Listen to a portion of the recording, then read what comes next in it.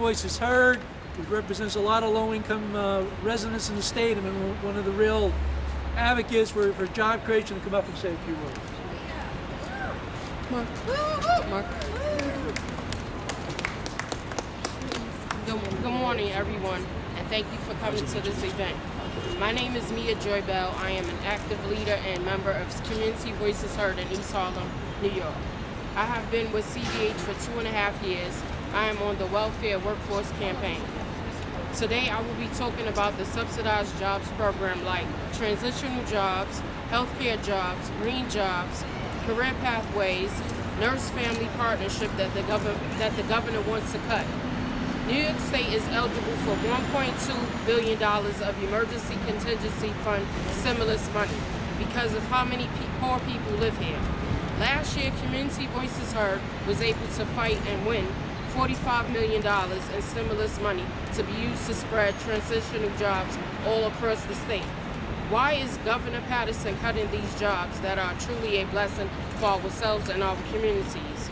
Having the transitional jobs program is proven to be an asset for low-income people of color and for people that are not working, to be able to have a chance to work and support their families with a real paycheck instead of not having anything to offer their families but more pressure. Many people of color and Community Voices Heard have benefited from these jobs and have gotten experience while getting a paycheck.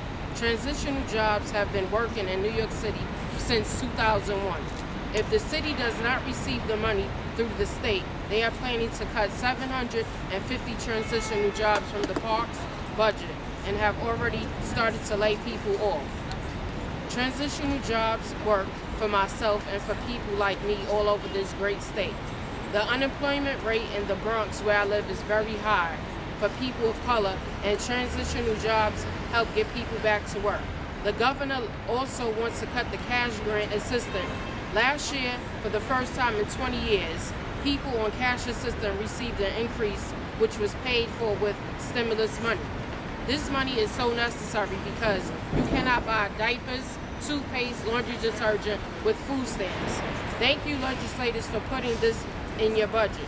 Please, Governor Patterson and legislators, put the full $100 million for subsidized jobs and the cash grant is increased back in the budget. Low-income people of color across the state are counting on you. I am the face of poverty. Do not balance the check. Woo! Just to follow up on what Mia was pointing out, we had not seen an increase in the basic welfare grant in 18 years. Last year we got a small 10% increase to be phased in over 3 years, and the governor proposed only a 5% increase. Unfortunately, both the Senate and the Assembly in their budget resolutions rejected that. At this point, I'd like to ask Council Member Gail Brewer, a longtime advocate on a lot of the issues we're concerned about, to say a few words. I'm here to be supportive of the wonderful individuals and groups and also Senator Squadron. But I know that you talked about the transitional jobs program, and I've been on the General Welfare Committee for 8 or 9 years. That program at Parks Department is one of the most successful job programs we have.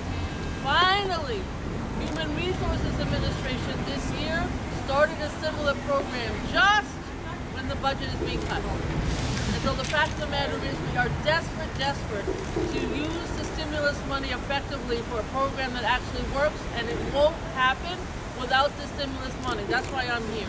That program is discussed and talked about so positively when everything else seems to be in disarray.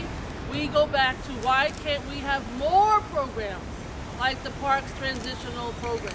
So we want the stimulus money now, and we want it into the future, because we want to not only keep the program we have, we want to expand it. I just want to mention one other aspect of the stimulus money that's good news. There's not much in this economy, but we did apply for money from the federal government, the city of New York, and I helped for technology in the schools. It's called Broadband Technology Opportunity Program. And the city actually just got $22.3 million, the largest grant to any municipality or state for broadband. So it's another example. If you put together the right resources, we will now have people working job created, better learning environment in the schools because of the stimulus money. We need the stimulus money badly for the programs that we described and to keep jobs. I can't say anything more that hasn't already been said. We need more jobs. Thank you. So a lot of times when low-income people are finding themselves facing problems with the welfare system, they turn to the Legal Aid Society for assistance. We're very fortunate to have Adrian Holder, who is the attorney in charge of the civil practice of the Legal Aid Society, join us today. Right, Adrian?